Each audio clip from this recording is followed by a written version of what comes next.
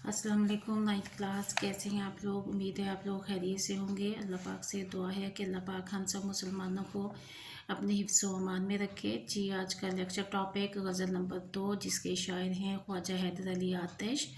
जी, गज़ल जो इसकी पहले मैं रीडिंग करूँगी और तशरीह का तरीका मैं आप लोगों को बता चुकी हूँ कि तशरीह का गज़ल के हर शेर जो है दूसरे शेर से मुख्तलिफ होता है, इसलिए तशरीह करने से पहले हमें शेर को अच्छी तरह से रीड करना है, उसके अल्फाज मायने पर गौर करना है और फिर उसकी हमने तशरीह करनी है। जी, पहला शेर हम देखते हैं। रुखो जुल्फ पे जान खोया क्या, अंधेरे उजाले में रोया क्या। पहले मायने देखते हैं। रुख का मतलब है चेहरा, जुल्फ का मतलब है बाल, जान खोया जान कुर्बान करना। शायद कहते हैं कि सारी ज़िंदगी में अपने महबूब के चेहरे और बालों की तारीफ़ में ही मगन रहा। मैं उसके बालों और चेहरे की तारीफ़, उसकी खूबसूरती में मगन रहा, उसकी तारीफ़ में लगा रहा। सारी ज़िंदगी मैंने ऐसे ही गुजार दी और मेरे हाथ में कुछ ना आया। अब पछतावे के अलावा मेरे पास कुछ नहीं है कि मैंने अपनी ज़िंदगी को अपने महबूब की तारीफ़ करते हुए गुजार दिया और मेरे हाथ कुछ ना आया, मैं खाली हाथ हूँ। और दूसरा शेर है, देखें। हमेशा लिखे वस्फ़े दंदाने यार, कलम अपना मोती पे रोया क्या। इसमें महबूब के दांतों की तारीफ़ की गई है। अब दांत महबूब के देखें, वस्फ़ का मतलब है खूबियाँ, दंदाने यार महबूब के दांत, कलम अपना मोती पे रोया क्या, यानी कि कलम जो है वो खूबसूरत अल्फाज लिखता रहा। शायर कहते हैं कि मैंने हमेशा अपने महबूब के खूबसूरत दांतों की तारीफ़ें लिखी, अपने महबूब के दांतों की तारीफ़ बयान करता रहा कि मेरे महबूब जो के दांत जो हैं वो मोतियों की मानिंद हैं, खूबसूरत हैं। और मेरे जो कलम है वो उसने हमेशा महबूब के दांतों की तारीफ़ में अच्छी अच्छी शायरी, अच्छे अच्छे अल्फाज को इस्तेमाल करते हुए शायरी लिखी। सारी ज़िंदगी मैंने अपने महबूब के दांतों की तारीफ़ करते हुए ही गुजार दी। शेर नंबर 3 देखें आप लोग।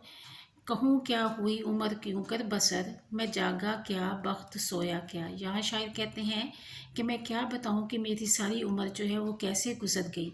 मैंने सारी ज़िंदगी जो है वो लाइल्मी में गुजार दी। मैं जागता रहा लेकिन मेरी किस्मत जो थी वो सोई रही। मैं जागता रहा का मतलब ये क्या है, ये है कि यानी कि मैं सारी ज़िंदगी अपने महबूब की तारीफ़ में ही लगा रहा। उसके बालों की, उसके दांतों की, उसकी आँखों की, उसके होंठों की खूबसूरती में ही गुजार दी मैंने और मेरी किस्मत जो है वो सोई रही। यानी कि मैंने ये एहसास ही ना किया कि मेरी ज़िंदगी का असल मकसद क्या है।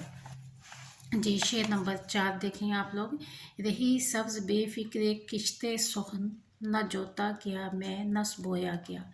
यहाँ शायर जो हैं इस शेर में अपनी शायरी की तारीफ़ करते हुए कहते हैं कि एक किसान जो है वो अपनी फसल को अच्छा करने के लिए पहले खाद डालता है, हल से खेत को तैयार करता है, पानी देता है, उसकी देखभाल करता है, फिर जाकर उसको अच्छी फसल नसीब होती है। लेकिन मैं ऐसा शायर हूँ, मैं ऐसा किसान हूँ कि मैंने सारी ज़िंदगी अपनी शायरी के लिए कुछ नहीं किया। ना मैंने हल चलाया, ना कोई मेहनत की, ना कुछ बोया। ये तो मेरे लिए अतिय खुदाबंदी है कि अल्लाह ताला ने मुझे ये वदीयत की है और शायरी जो है अल्लाह ताला की तरफ से दिया हुआ एक मेरे पास तोहफ़ा है कि मैं अच्छे अच्छे अल्फाज को इस्तेमाल करके शायरी लिखता हूँ।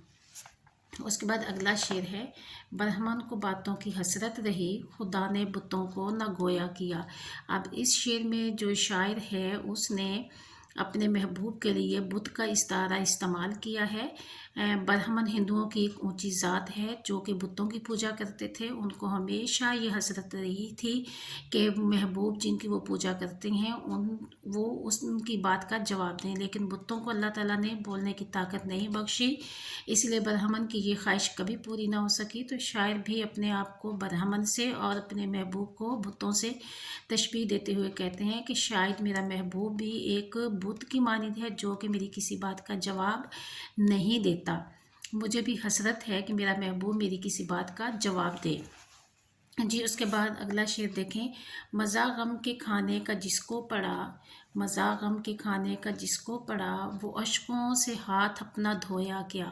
اس شعر میں شاعر جو ہیں وہ یہ اس بات کی وضاحت کرتے ہوئے کہتے ہیں کہ وہ شخص جس کو زندگی میں بہت زیادہ غم ملتے ہیں، وہ غم اس قدر اس کو ملتے ہیں کہ وہ غم کھانے کا عادی ہو جاتے ہیں، وہ ان غموں کو برداشت کرنے کا، سہنے کا عادی ہو جاتا ہے، اور پھر بڑے سے بڑا غم جو ہے وہ اس پہ کوئی اثر نہیں کرتا، اس کو غم اور خوشی میں کوئی فرق محسوس نہیں ہوتا، وہ ان غموں کو سہ سہ کر برداشت کر کر کے اتنا عادی ہو جاتا ہے کہ جو اشک ہیں وہ بھی اس سے دور ہو جاتے ہیں، اس کی آنکھوں سے دور ہو جاتے ہیں، اسے کوئی فرق نہیں پڑتا کہ اس کی آنکھوں میں اشک آئیں یا نہ آئیں، اسے خوشی ملے یا غم ملے۔ جی اس کے بعد آخری شعر جو ہے یہ شاعر کا غزل کا آخری شعر ہے، اور یہ مقطع بھی ہے کیونکہ اس میں آتش، یہ دیکھیں آتش جو ہے وہ خواجہ حیدر علی آتش نے اپنا تخلص استعمال کیا ہے، تو اس لیے یہ غزل کے آخری شعر کے ساتھ ساتھ غزل کا مقطع بھی ہے۔ جی اس میں اس کو ہم دیکھتے ہیں، زغتاں سے آتش محبت رہی، کنویں میں مجھے دل ڈبویا گیا۔ اب اس شعر میں شاعر جو ہیں وہ کہتے ہیں کہ میرے محبوب کی ٹھوڑی میں پڑنے والا جو گڑھا ہے، ڈمپل ہے، وہ بہت خوبصورت ہے، مجھے اس سے ساری زندگی محبت رہی ہے، میں اس گھڑے سے، اس ڈمپل سے بہت محبت کرتا ہوں جو میری محبوب کی ٹھوڑی میں پڑتا ہے، اور میری بالکل کیفیت ایسی ہو گئی ہے جیسا کہ ایک شخص کنویں میں گر جائے اور وہاں سے اس کے لیے نکلنا مشکل ہو جاتا ہے، تو میری کیفیت بھی بالکل ویسی ہی ہو چکی ہے کہ میں اس ڈمپل کی محبت میں اس قدر گرفتار ہو گیا ہوں کہ میں وہاں سے نکل نہیں پا رہا، اور مجھے اس کنویں سے، اس ڈمپل سے بہت محبت ہو گئی اور میرا دل اس میں ڈوب گیا ہے۔ تو اسٹوڈنٹس یہ یقیناً آپ لوگوں کو تمام اشعار کی تشریح سمجھ آ گئی ہوگی، اور انشاءاللہ جب آپ لوگ اس کو یاد کرنا بیٹھیں گے مفہوم کو اپنے ذہن میں رکھتے ہوئے، تو انشاءاللہ آپ تشریح کو بہت اچھی طرح سے یاد کر سکیں گے۔ اوکے کلاس، اللہ حافظ۔